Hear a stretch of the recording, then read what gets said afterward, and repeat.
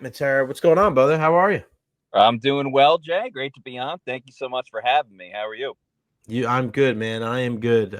Great to see you and the folks at Pewter Report over there at camp today. Let's just start off. What was your biggest takeaway, man? What's the one thing that stood out to you among the rest?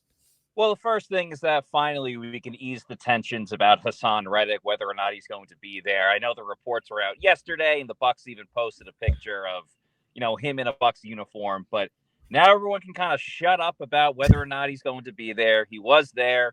It was good to see him practicing and in uniform.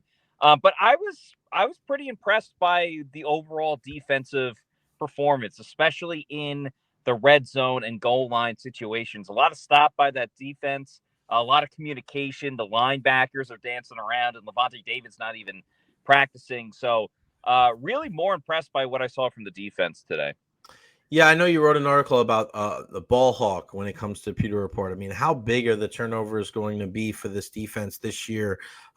We know we talk about the pass rush a lot, but man, I just look at whether it's the corners, Morrison or Bryce Hall or a guy like Jacob Parrish or even Antoine Winfield Jr. himself. Like these guys really, that's one of the big things when it comes to top bowls in this defense is that making sure that you're taking the football away, and turnovers are a priority for them.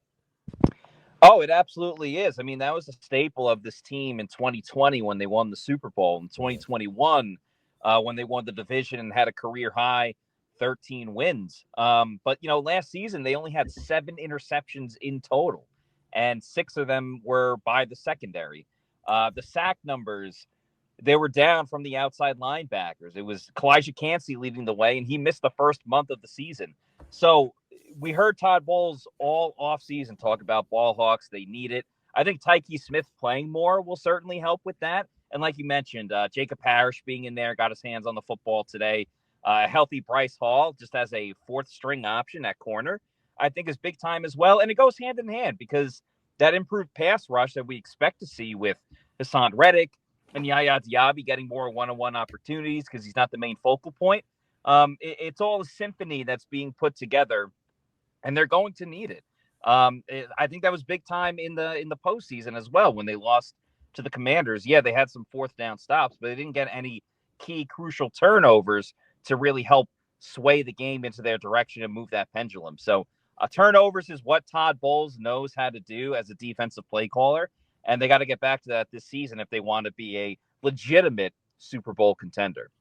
When we saw the front four guys over there in the corner today, with Kalijah Cansey, Vita Vea, Yaya, and Hassan Reddick, two guys joined them towards the end of their workout, and one was Logan Hall, not a surprise there, but the other one was Desmond Watson.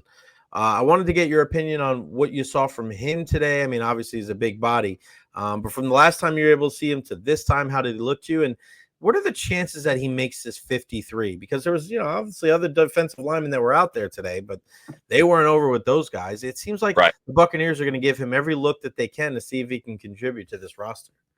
He's going to have a lot of opportunities. I mean, they did draft Elijah Roberts out of SMU, who did have a sack today, and he's got a lot of versatility. But for Desmond Watson, just saw more understanding of the defense. It's pretty much where you're going to get at this time of the year without shoulder pads and true physicality going on. His chances of making the team, I think he has a good spot or a good chance, in my opinion, to make the practice squad because I still think he's a work in progress. He's got to have the speed down. That's going to be the biggest thing for him. Can he play at an NFL level style of speed? You can get away with his gigantic size in college Right. football, depending on the opponent. I know he's going to be difficult to move around, but you're not just going to keep a guy because, oh, he can stop the tush push and that's all he can do.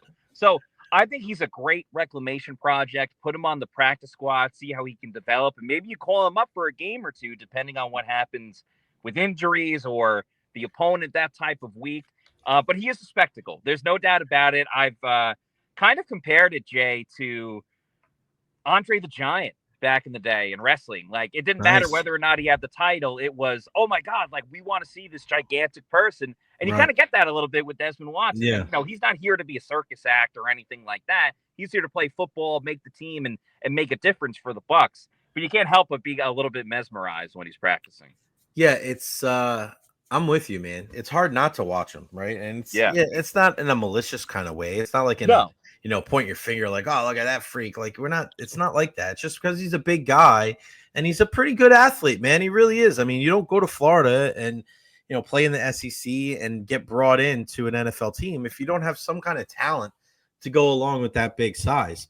I want to ask you about Shiloh Sanders too. I mean, this is another guy that people are going to be keeping a close eye on. Coach Bowles seems to really like what he's done so far and love his, how vocal he is. And he's really taking to Tampa, taking a lot of videos, walking around the city. Like, what do you see about Shiloh? And I ask you that same question. What are his chances of making the roster? I don't think his chances are that great. I mean, he came in as an undrafted free agent with J.J. Roberts, who played at Marshall, and Roberts was the one that, got the big undrafted free agent money, if you will. I mean, he's making way more than Shiloh Sanders. That's not to say that Shiloh can't make the team. Again, he's more of a practice squad type of guy. I appreciate how much he's really embraced the city of Tampa, finding new places to eat, working out at random parks when the facility's not open. I think there's a good spot for him on the practice squad. Same with J.J. Roberts. It just kind of depends on how the Bucs want to allocate those resources to the practice squad. But Shiloh hasn't made a ton of plays. There's only been so many defensive backs that have made plays so far, and that's mostly been Jacob Parrish. We saw Bryce Hall with an interception today. So none of the safeties have really popped off the way I think a lot of us have expected to. I would be more inclined to say that Roberts could make the roster. I mean, even Jason Light went out of his way to single out J.J. Roberts yesterday when he was on the Pewter Report podcast. So there's an opportunity for Shiloh, no doubt about it. I wouldn't be shocked if he made the practice squad, but he's not even the number one undrafted free agent safety on this team. Yeah, no doubt about it. And we mentioned yesterday on our podcast here to make sure that you guys check out the Pewter Report podcast at 4:00 with Buccaneers general manager Jason Light. What was your biggest takeaway from that chat with him? I mean, it's not every day, right? You get to chat with the general manager of a National Football League team. That was awesome. Yeah, thank you. I really appreciate Jason Light coming on. We got to speak with him for a whole hour, and I really just think you hope that a GM is really in tune and in line with what's going on with the team. I mean, you're the one bringing in these guys, but I think Jason Light has learned a lot about himself as a general manager. I mean, he's been here for over a decade now as the GM of this team. So I think he understands like when to make a move, when to go all in, when to kind of like lean back a little bit and wait a little bit. And, he was talking about Baker Mayfield, and he's like, there's so many other teams out there that, overpay or trade too much for a quarterback that they might not even believe in. But it's kind of like, well, we need a quarterback, so we're going to go and just get a quarterback for the sake of having a quarterback on this team. So I just think he has such an understanding of what this team needs, how he works with Todd Bowles, what works for Todd Bowles. So just making the right picks year in and year out, and how much of it is a group effort and a team effort. It's not just Jason. It's everybody in the scouting department. It's the money people. It's the talent evaluators. And it's a benefit to Jason that he's been able to hold on to so many of these guys and girls. John Spytek obviously went to the Raiders this year, but outside of that, they have a core nucleus in place. And therefore, it's not a surprise that this team has made the postseason 5 years in a row. Yeah, it's funny how people were like, oh, yeah, Spytek's gone, so Jason Light's not going to be able to do anything. I'm like, yeah, I don't think so. I don't think that's the way it is. We're not taking anything away from Spytek and, wish him the best. But Jason Light is a talented guy, and he recognizes the smart people that he can put around him so that this team continues to be successful. Your biggest concern about this Buccaneers team going into the summer is what? That's a good question. I would have said inside linebacker, but they really – I've been really impressed with this linebacker group, again, with Levante David not having played yet. So I would say maybe depth at safety. They got a thing going on with Antoine Winfield Jr.'s returning, and you have Tyke Smith, who's getting cross-trained as the nickel again, which he played last year, but the Bucs aren't fully committing to him. At strong safety, you have Tavon Merriweather, who was another undrafted free agent, and then the other undrafted free agents this year that we just talked about with Shiloh Sanders and J.J. Roberts. What happens if Winfield is out for a little bit again? Yes, Christian Izzian's in the mix, but he's also in the mix at safety. So I think safety kind of becomes the concern a little bit in terms of what happens if the starters are out in terms of depth on that side. outside of that, I mean, offensively, they covered every base, right? I mean, you can Yeah. only do so much with quarterback, but they added more to receiver. They brought back the same starting offensive line. The running back room is looking pretty good. Tight end's a little bit thin. So I guess if I'm picking offense, I'd say tight end. But overall, this is a team that covered a lot of spots that were issues last year. They are filled with depth this upcoming season. What would you say is the position group that is the biggest strength for the Bucs? Wide receiver, it has to be. I mean, Over offensive line. Well, now that Tristan Wirfs has a wrap around his leg, yeah, you know what? Probably offensive line. That's it. I mean, I think it's those two, right? I mean, I look at it and I think those are the top two. But it's just I think they're the most established. Yeah, no doubt about it. I mean, I don't think you're wrong. You know, if you say wide receiver, but yeah, I look at the offensive line and look at Gedeke and Wirfs, and I think we're all under the assumption that Graham Barton takes a huge step forward in year two. With that, you know, if he doesn't, then I think that's the ultimate tipping point where if Graham Barton struggles this year, then it's definitely wide receiver. But I think you're with me. I think we look at Graham Barton, and I think he's going to be strong. But it's great to not have a consensus, isn't it? Yeah, right. I mean, Jason on the show yesterday, we asked him like where he feels they're deepest on offense and defense, and on offense he said wide receiver, so that's probably why I went with wide receiver. But yeah, Graham Barton, I think he's got a lot of Pro Bowls in his future. I think he's got an All-Pro or two in his future as well. Maybe not this upcoming season, but he's a guy that he just gets it. Yeah. He understands what he can do well, what he doesn't do well.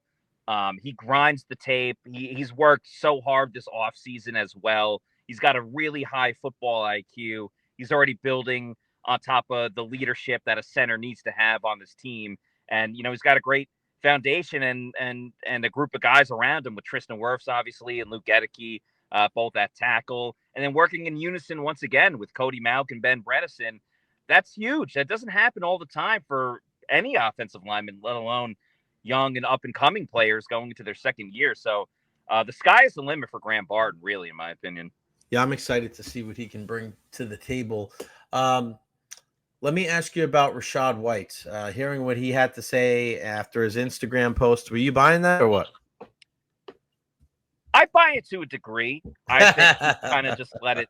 I think he was listening to country music and stuff like that, but I also think he kind of sees the writing on the wall a little bit. It's not exactly like the front office or people are pushing him out of town, but you know, Bucky Irving became a sensation. Sean Tucker became a sensation for a week when he won Offensive Player of the Week. Right. And you have everybody banging the table for him to get more reps. And Rashad White's still very important to this team. He is. But people don't view it in the sense of, oh, well, he's an important third down guy. And then there's another undrafted free agent, Josh Williams out of LSU, has been turning some heads as well. So I don't want to say Rashad White's been pushed out, but everybody's kind of looking over the fence a little bit to see what else they have at running back. But Rashad's been very zen. You know, he talked about it still having a great relationship with Bucky. He said he's going to go with the flow this season with the offensive plan. So I think Rashad's in a pretty good headspace going into the year. He told us that he dropped 10 pounds. He's a little bit slimmer going into this training camp. So he's a motivated dude, but I don't think there's a sense of anger as well. Who do you think is that guy that's going to take that next step? And I'm not talking about Tristan or Baker. I'm talking about a second, third, fourth year guy. Yaya, Kalijah, J-Mac. You know what I'm talking about. 2, 3, or 4 year guy that you think is going to take the biggest leap this year. Yeah, I have two guys in mind, and they play at the same school. Jaylen McMillan. Now, it didn't help that he had a drop today on a deep ball, but he's another guy that I think is going to get overlooked a little bit because Emeka Egbuka was a first-round pick. Tez Johnson was picked as well, and then Chris Godwin was re-signed. So everyone's already looking at Emeka Egbuka. But last week at OTAs, with Mike not here and Chris Godwin still injured, Baker Mayfield was building that chemistry with Jaylen McMillan. And I think we kind of forget about the big strides that Jaylen McMillan took at the end of last season and all the touchdowns he was scoring and the ways that he was getting open. I think the yards after the catch need to improve for him this season, and he's going to be pushed by Emeka Egbuka. You know, he's not just going to sit there and open the door for Emeka Egbuka to be the third string wide receiver. So I expect a lot of big stuff from Jaylen McMillan. And then Cade Otton as well, the starting tight end. He's in a contract year. We'll see what kind of contract extensions come from the Bucs this year. But, if I'm ranking it, 3 guys that are eligible for an extension in the last year of their contract between Luke Gedeke, Zion McCollum, and Cade Otton, Otton's probably the 3rd guy I would pick out of that group. But he's been consistent. He's gotten better as a receiving tight end each year. He's physical as a blocker, so I think he can improve on his blocking a little bit more. And then, he's never going to outgain Mike Evans and a healthy Chris Godwin. But he shows up in some clutch spots. Yeah, I think he can show a little bit more of his receiving ability this year and get into a situation where teams are going to focus on Mike, Chris, Jaylen McMillan, and Emeka Egbuka. Well, that's going to give some good opportunities for Cade Otton to kind of exploit some weaknesses of the defense with some opportunities. So I'm looking for Cade Otton to have some motivation in a contract year, and I wouldn't be surprised if he has his best year to date. Yeah, it's a good position group for them as well, but like I don't want to say average, but like I don't think any of those guys are bad, right? I just think they all bring something to the table. Devin Culp, super athletic. Payne Durham blocked way better last year. I think anybody, even himself, thought was going to be. All right, before I get you out of here, of course, I got to ask you some wrestling stuff. Best male performer in the world right now, best female performer in the world right now. Not saying of all time. Who's at the top of their game right now, male, female? Oh man.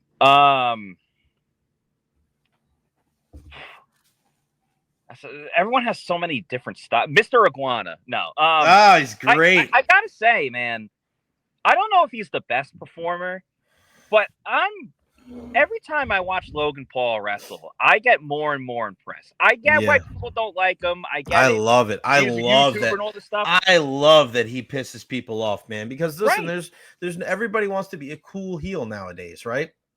Even Solo Sikoa is a heel, but he's funny. Like he's making fun of Penta's thing. He's doing the LA Knight thing during Money in the Bank. Like you're not a true heel. You know what I mean? Exactly.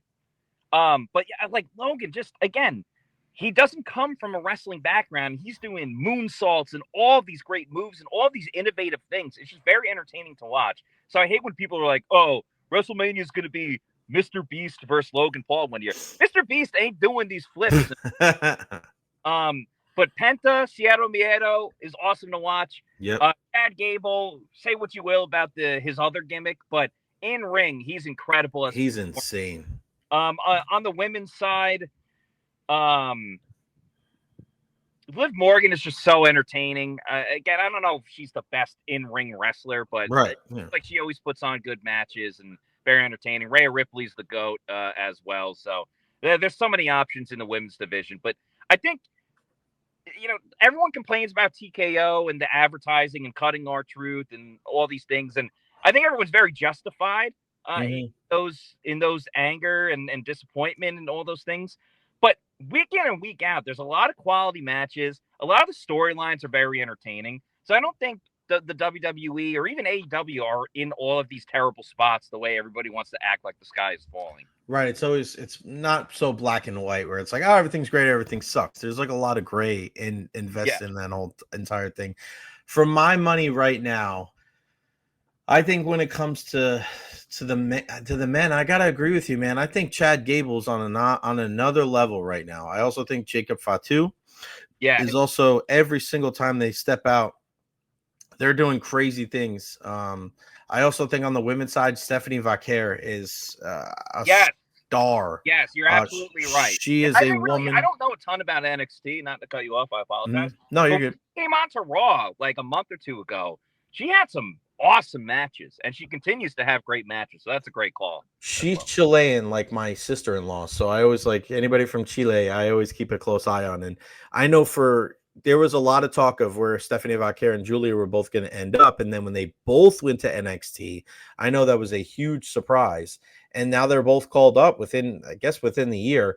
But Stephanie Vaquer wrestled 3 matches the other day in 24 hours. She's strong enough to go against a Rhea Ripley, but also like athletic enough to go against like an Io Sky and a Bianca Belair. Like, her skill set is so unique and diverse, and she's already got that crazy move where everybody sees her butt and she's slamming a girl's head. Like Booker T helped her move the way other wrestlers have. I mean, that's what you got to do, man. That's I think that's the most important thing, to be able to find something that resonates with people. And Logan Paul's that guy, right? It pisses people off, but it resonates with people. Yeah. And that's the point. It's supposed to invoke emotion.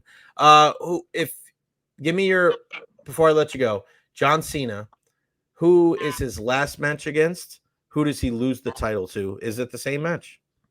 What was the first part of that question? Who is John Cena's final match against? And then who does he lose the title to? I think he's going to lose the title to Cody. Okay. I think Cody gets it back. Hopefully not at SummerSlam, because I'm trying to go to SummerSlam, as I told you. There you go. His last opponent, I think he's going to kind of do the right thing and give it to an up-and-coming person. Because they already did Randy. They're about to do CM Punk. Yeah. And I don't think they would do a repeat match that was already on this. Right. On this only last 19 run. dates left. Yep.